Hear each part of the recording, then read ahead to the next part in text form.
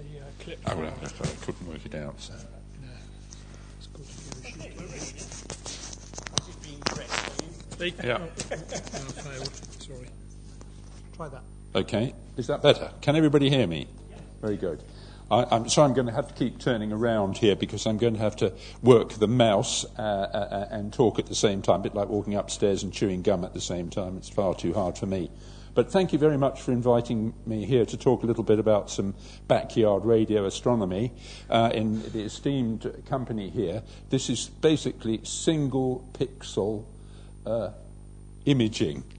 So it's a bit of a down market from the stuff you guys are doing. This particular presentation started when I did a series of presentations for British Science Association National Science and Engineering Week, which this year, back in March, the theme was Our World in Motion. And I thought it would be rather fun to do some radio astronomy demonstrations that show that our world is indeed in motion relative to other parts of the galaxy. So that's where it started, and this is one of our groups that came to visit. I think I did some 20 presentations to something in excess of 50 people. So we started off with a little bit of an introduction to radio astronomy, and why radio astronomy? Well, these days astronomers use all the wavelengths that are available to them because that way you can glean more information. And I think this image demonstrates rather clearly what I'm talking about. The one on the left is a straightforward optical image, and on the right is a radio image of the same object, M81. With the Mark I eyeball or telescope, we see stars because they are emitting light. With hydrogen line radio astronomy, which is what I'm going to be talking a little bit about, we don't see any stars, but we do see gas.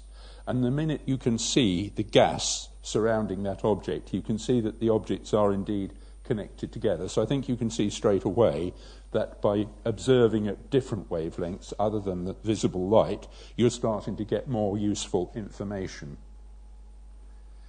Another good reason for doing it is, and particularly in the backyard, is that the atmosphere is relatively transparent for a large part of the radio spectrum. This chart here starts with wavelengths up in the sort of cosmic ray, gamma ray end up here, coming down through X-rays and ultraviolet and so forth, at which the atmosphere is largely opaque, thank heavens. We then get to a gap here where the visible light gets through, which is very convenient because we can find our way about and we can also observe visible light coming through the atmosphere. But then we move down to a region through the infrared where the atmosphere has got a lot of absorption lines and a great deal of the radiation is absorbed. But eventually we get down to the radio spectrum at about a couple of centimetres down to about 10 metres, where the atmosphere is really very transparent, so we can make our observations at ground level.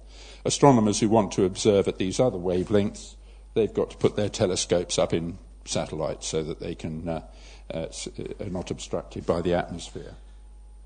So where did it all start? Where did radio astronomy start? It started with this guy called Karl Jansky, who was working for the Bell telephone laboratories in the 1920s and early 30s, and he was working on setting up radio telephone links, if you like, on the short wave bands, and he noticed that he was getting interference on a daily basis. And he carefully logged this, and he noticed it wasn't quite a daily basis. The clock that we all use is based on the rate at which we rotate relative to the sun, the 24-hour clock. But he noticed this was actually related to something slightly different, the rate at which the Earth rotates relative to everything beyond the solar system, the sidereal clock. So he knew from that, once he realized that, he knew that this radiation, this interference that he was receiving, was coming from outside the solar system. Bell Telephone Labs wanted him to carry on working, and nothing much else happened in the field of radio astronomy until this guy came along, Grote Reber, who is a radio amateur, and radio engineer, built the first radio telescope. And it looks remarkably like a modern radio telescope. Very little has changed. In fact, it resides now in the Smithsonian Institute in Washington. But that was the very first radio telescope. Ooh, gone too far. It was a 9-meter parabola. It's what astronomers would probably call a transit scope. It had elevation. It could look up and down, but it relied on the rotation of planet Earth in order to build up, if you like, a raster scan type of image. And he made the first radio maps of the sky during the Second World War. In fact, most of this work was done. Meanwhile, over the other side of the Atlantic, radar was being developed, and various operators of radar noticed various effects which were not necessarily incoming enemy aircraft.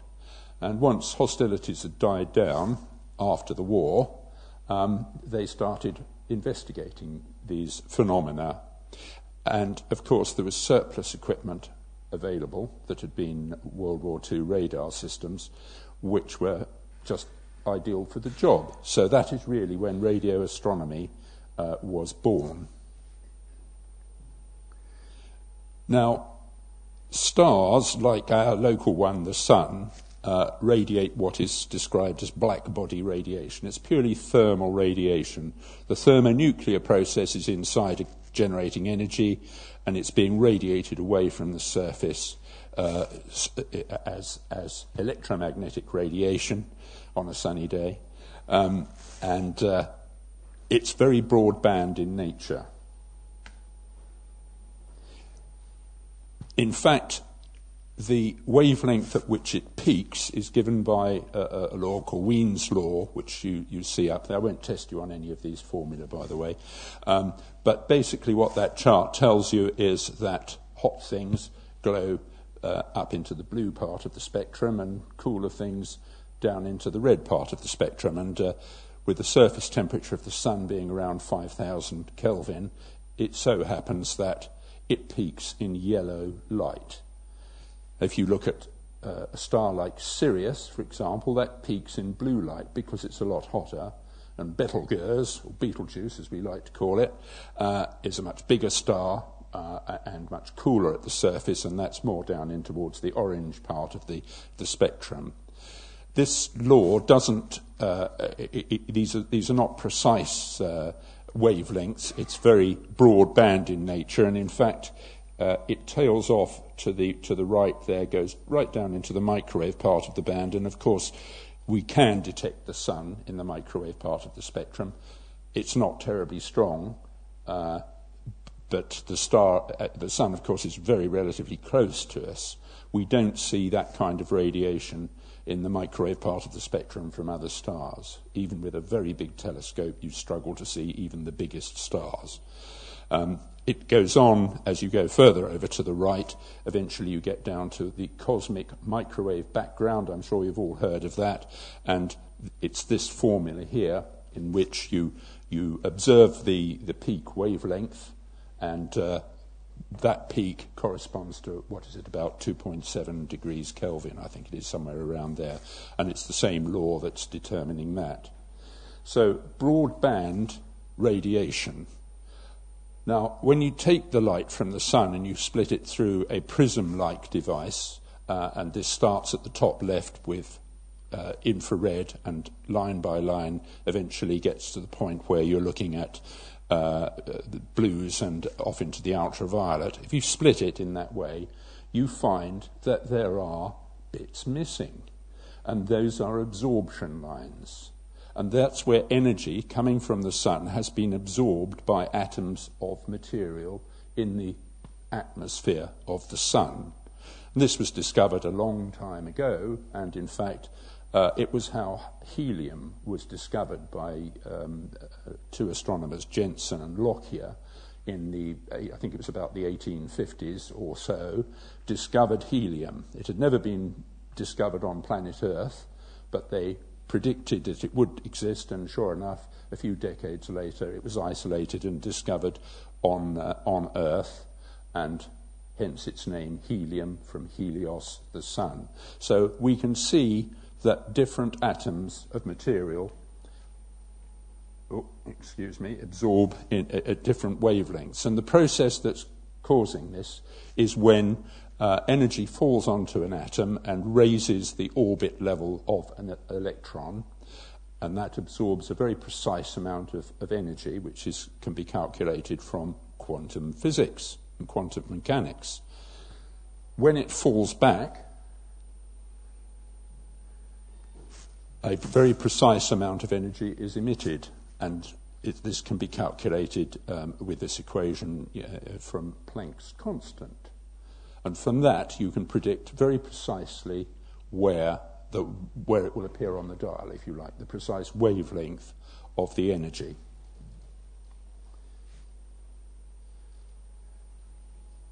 Now, it turns out that there are quite a lot of spectral lines that fall into the radio part of the spectrum. As you go over to the right-hand part of the... I'll try and point in the right place. The most obvious one at the top left-hand is radiation from neutral hydrogen. And that, being the most abundant element in the universe, is the one that we will take a look at, we will concentrate on. But there are all these other spectral lines up to here. These are fairly manageable in terms of amateur backyard astronomy, manufacturing the equipment, but unfortunately the quantities of radiation on these is very, very small. So by far the best one for us to concentrate on is hydrogen. And of course, as we get up into the hundreds of gigahertz down here, it really is getting pretty difficult. But professional astronomers are looking at these wavelengths, usually with mountain-top or space-based instruments. I wonder if this will work. It does. Now, the amount of energy in a radio photon is much lower than in a visible or X-ray, for example, photon. And the process that causes it to be emitted is an entirely different one. And this is when, taking the case of hydrogen, hydrogen consists of one proton and one electron, and they have two energy states. One energy state is where the electrons are spinning in the same sense as the proton, a higher energy state, and they have a lower energy state where they're spinning in opposite directions. Now what happens is that energy falling onto the atom of hydrogen gas in space can cause the reversal of the spin, and as in nature things like to find their way back to the lowest potential energy. Eventually, the spin will reverse, and a photon of energy will be emitted. And this energy, again using the same calculation, was calculated, in the 1930s by quantum mechanics, and is perhaps the best known frequency on planet Earth. That is the precise frequency at which hydrogen emits its radiation. So you would think, right, all we've got to do is tune our radio to 1420.040, etc., and we will find a nice, big, strong signal. Unfortunately, that's not the case, and it's not the case for two very good reasons. And the first of those reasons is that this process of reversal, spin reversal, is reckoned to occur only about once every few billion years in a given atom of hydrogen.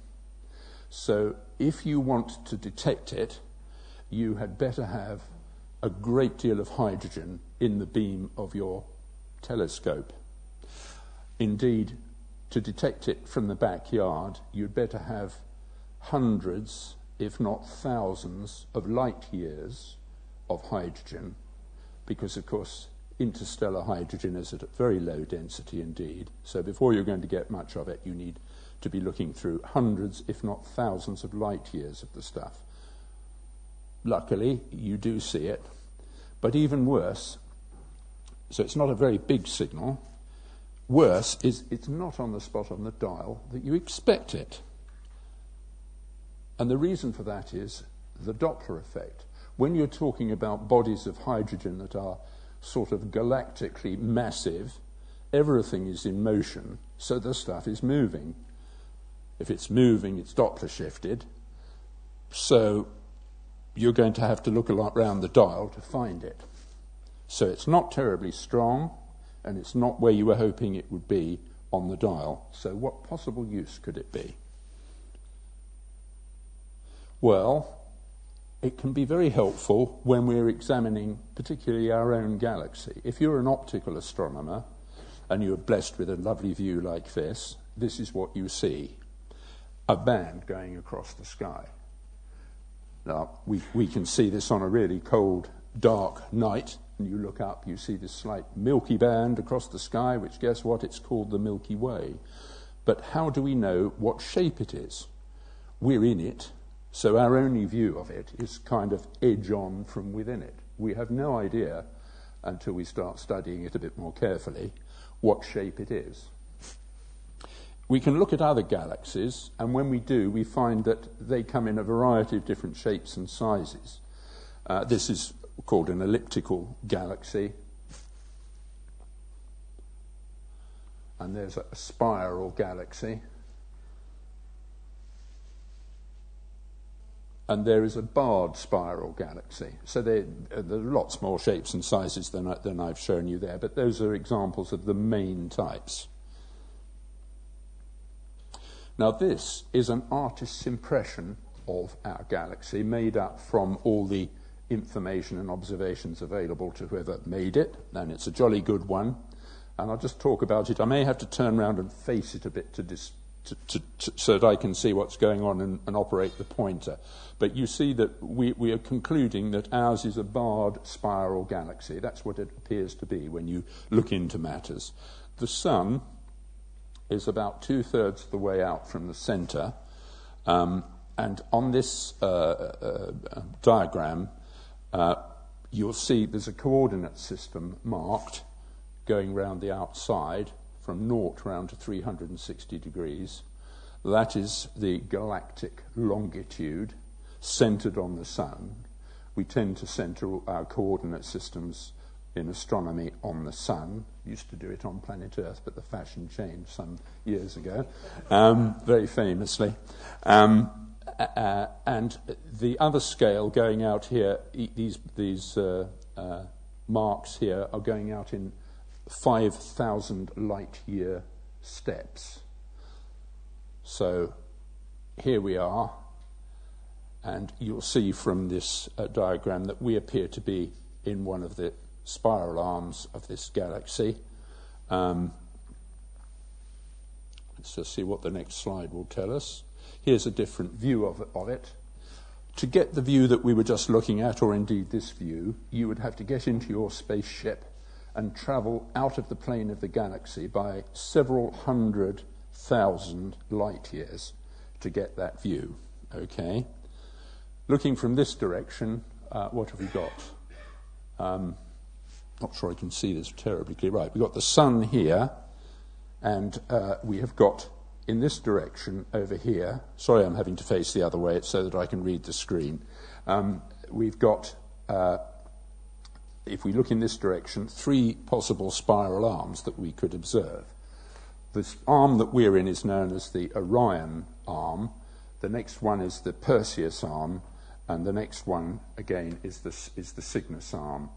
So if we were to make an observation in that sort of direction, we might be able to detect 3 different bodies of hydrogen, and with a bit of luck they'll all be moving at different speeds, so we can find them in different spots on the dial.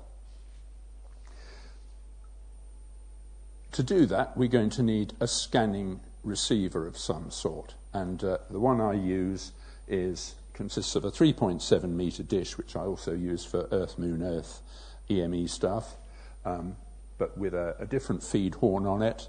A low noise amplifier, one of Sam's, for example, is absolutely ideal. They're my best amplifiers at the present time.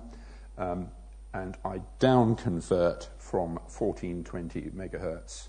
Because the shack is some 25 meters or more away from the dish, we've got to overcome cable losses, and we've also got to avoid transmission line effects that will cause ripple in the responses we're looking at. So we down convert right up here at the dish, feed a fixed IF back, and that IF, in fact, the IF is effectively an old PMR IF strip, FM IF strip, with the FM detector removed and replaced with an AM detector. This is all controlled by a PIC. The PIC controls a synthesizer chip, which generates the local oscillator, and it also has A to D converters that look at the voltage coming out of the detector. And this is all controlled from a PC using a simple terminal program, a hyperterm, for example. There's a front panel view of the receiver. There's really nothing to it, a display that tells you what's going on, and two controls, an offset and a post-detector gain control, which really are there to allow one to expand the range, because we're looking at a very small dynamic range, typically between background noise and the wanted radiation we're seeing. We'll be very lucky if it ever reaches 3 dBs. So we want to stretch our 3 dB dynamic range over the voltage available at the A to D converter. So coming back to our plan, what we're going to do is look off in this direction here. It's about 84 degrees, 85 degrees of galactic longitude. And it struck me the first thing to do was to try and get some idea of how thick this layer, the Milky Way is, and to also to calibrate the system with our local hydrogen. So this sketch here is a very rough sketch sliced through the galaxy, if you like, with my impression of 3 spiral arms that we're going to be looking through. The centre of the galaxy is off in this direction. And the first direction I wanted to observe for calibration purposes is just out of the plane of the galaxy, so that we won't see any of the other spiral arms. We'll only see our local hydrogen. Now you'll see on the chart I've got a star marked there, Sigma Cygnus. Remember, we don't see stars in the hydrogen line, but astronomers like to use stars as a guiding point, if you like. And if you tell them you're pointing at Sigma Cygnus, they know where you're pointing. And the next one, the next observation, is to plan to look at something along the galactic equator. This is the galactic equator running across here. And the particular star I've picked for that is Deneb. So first observation, just to look at a star chart to see where all this is. Here is a star chart. I don't know if you can make out the Milky Way, but that's the galactic equator running along here. The circle here roughly corresponds to the field of view of our 1 pixel. And I have aimed it so that it just does not quite include the galactic equator. So we take the coordinates of the star Sigma Cygnus, and we put them into the tracking program. Now, the tracking program, it's probably worth explaining that the most commonly used celestial coordinate system is known as right ascension and declination, where right ascension corresponds to longitude, if you like. If you imagine the sun at the centre of a sphere, right ascension is longitude painted on the inside of the sphere, and declination is latitude. So we put those numbers into the computer, and it has to calculate the azimuth and elevation that it needs to point the dish at to be looking at that target. And to do that, it has to know where it is on planet Earth. It has to know the time of day and the time of year, so that it can take account of the fact that the Earth is spinning once a day and it's going around the Earth once a year.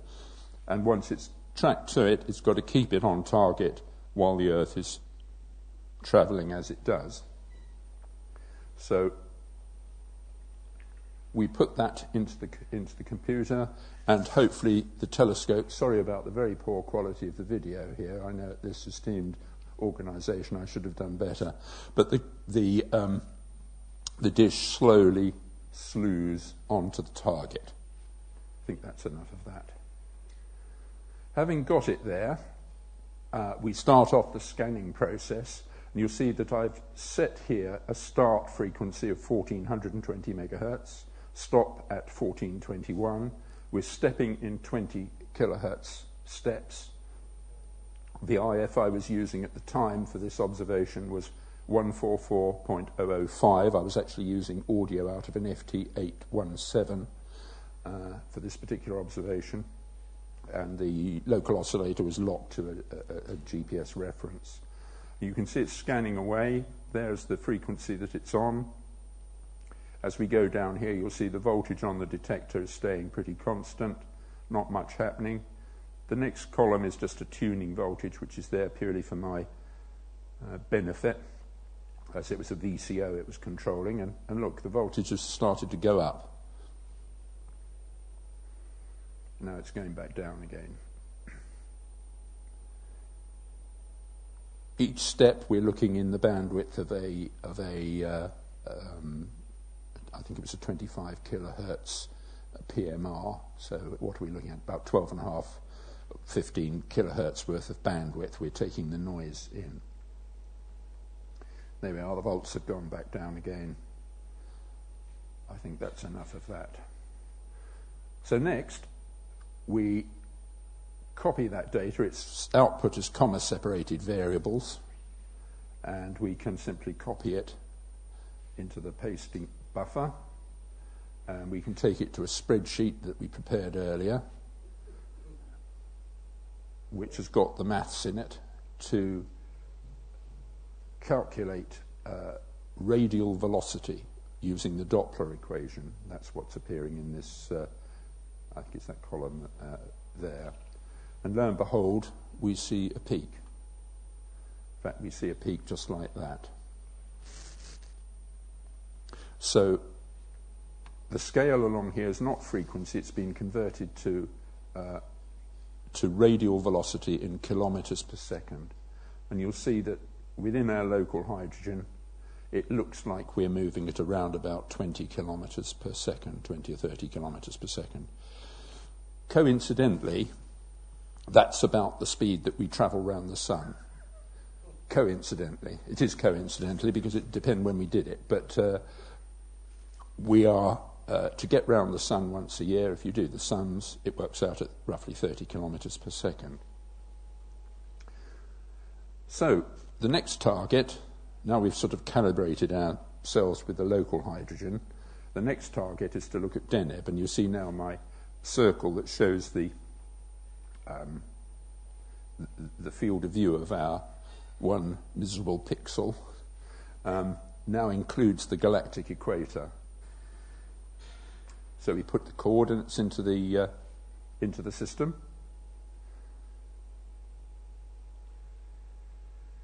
and hopefully the dish will slew to the next target. It's all rather slow. It's driven by 24-volt windscreen wiper motors. We don't have to track incoming missiles or anything, so speed is not of the essence. Once again, we tell the system to scan, and to scan from over exactly the same part of the spectrum, 1420 to 1421.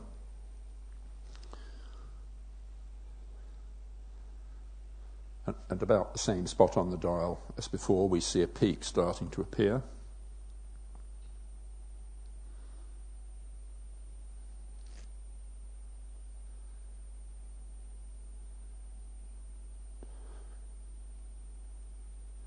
Not sure whether we get to see another peak or whether I get move on to the next slide. Yes, here's another one starting to happen. Okay. If we'd let it run right out, we would have got all this data here, which, as before, we're going to copy it.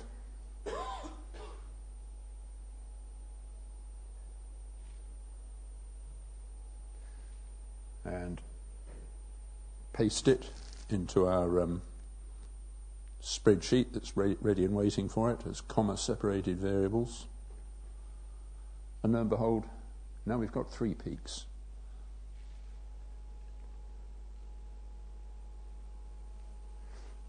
And if we look at that, we see we're still roughly 20, 30 kilometers per second showing for the first peak. That's the Orion arm. The next peak is the Perseus arm, which we appear to be moving at something like 60 or 70 kilometers per second relative to that.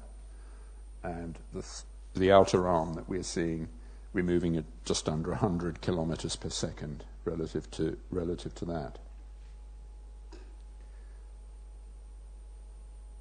It's interesting to ponder that actually most of the stars that we see in the sky with the Mark I eyeball or with a small telescope, almost all of them are in our local arm of our galaxy. Because our local arm of the galaxy is about 5,000 light years, out to about 5,000 light years. If we look at this chart here, sorry, I'm going to have to turn around again to work this one. Keep turning around. We're looking in this direction here. We chose it because in that direction we're looking through quite a lot of our own local hydrogen. And if you look at the scale there, it goes out to something over 5,000 light years. So we're looking through about 5,000 light years of our own local hydrogen, and then out at about, 15,000 light years, very roughly, we're into the Perseus arm, and we're looking through another 5,000 light years of gas in the Perseus arm, and then eventually out to the Cygnus arm at a distance of 25 to 30,000 light years away. Now, it might be interesting, looking back at that, to repeat this measurement and go round all the way around the galaxy. Unfortunately, that takes quite a long time. But what I did do was I started at 60 degrees and made measurements every 10 degrees round to 220. And what I plan to do is to step through those in silence, as it were, just watch the number on the top of the display and watch what's happening to the peaks. So starting with a galactic longitude of 60, 70, 80, we're nearly where we were looking before. There's a rather poor one here at 85. Sorry, I put that in as an afterthought and all the scales are different. 90, 100, 110, 120, 130, 140, 150, 160. I'll run backwards and forwards through it a few times. You notice we're into negative velocities here, which is good. And that's about as far as I went in the time available. You'll notice that my filter has a bit of a slope off to the right. That doesn't matter. And that actually is a bit of interference, which we know about. This scale here, that probably represents something of the order of 1 dB of difference in the noise level. That's probably up to about 1.5 dBs, maybe even 2 dBs there. So we're going back across the galaxy. Here we are, another little trip across the galaxy.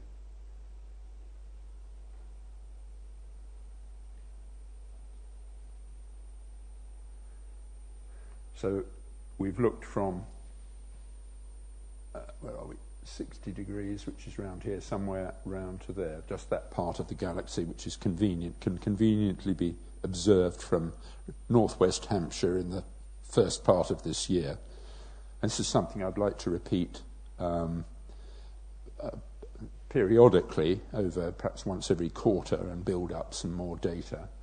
And if one were to do that, perhaps one could start to construct, understanding the laws of motion, if anybody does. I'm not saying I do, but perhaps somebody does, to build a bit of a map, coupled with optical observations, in the same way that professional astronomers have done to create this. And as a first step, I started plotting this information on a polar plot. I manually extracted the peaks and plotted them on this polar plot. As you can see, it looks a bit like a map. It isn't. There's lots of reasons why it can't possibly claim to be a map. It looks a little bit map-like. And amongst other things that one has got to take into account is the aberration caused by the fact that we're travelling around the sun. It would also be interesting to analyse the sun's motion within our local spiral arm, and it does rather look, because this is negative minus 100k in the centre out to plus 100 kilometres per second out here, it does rather look as if the sun is moving in that direction, doesn't it? So there you are. I'm ahead of schedule, and that was a little bit of hydrogen line astronomy from the backyard.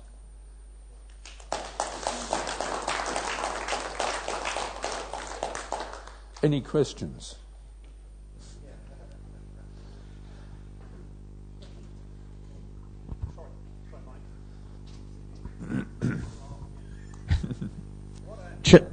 Hello. What actually got you started in this? Where was the bug sort of initiated?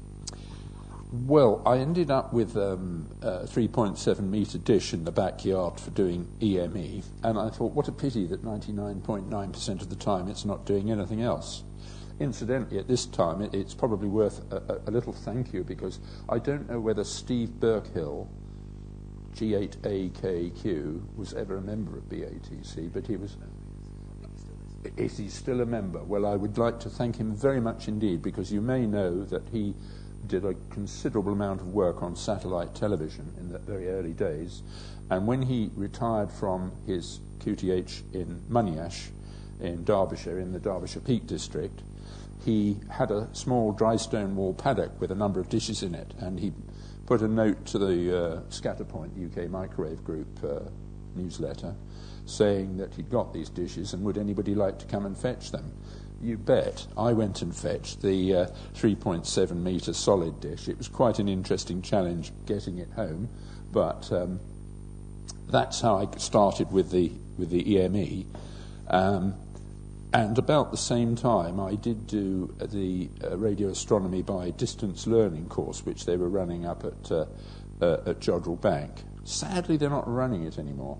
They should, not only should they be running it, but they should be having a follow-on course, in my view. And there's nodding coming from Paul there. And so that's really where it started. And my first challenge is to try and repeat some of the things that we did at Jodrell Bank, but do it from the backyard. And because of improvements in equipment, low noise preamps and so on, it's becoming more and more possible.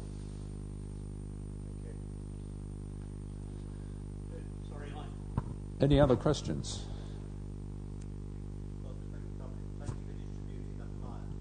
That was Paul who did that. Good. Excellent. Well, I think they were two excellent presentations from our outside visitors, and really set the afternoon off for pace. We've caught up a little bit of time thanks to Brian, and I think if we just take a 10-minute coffee break, I'm conscious that we need to finish reasonably on time for the guys who've travelled so far. So it's now 8 minutes to. So if we say back at 5 past, there's coffee and there's Mars bars, Snickers and cakes up there with the honesty box principle. So please, if you fancy something, buy it. And we'll see you back at 10 past.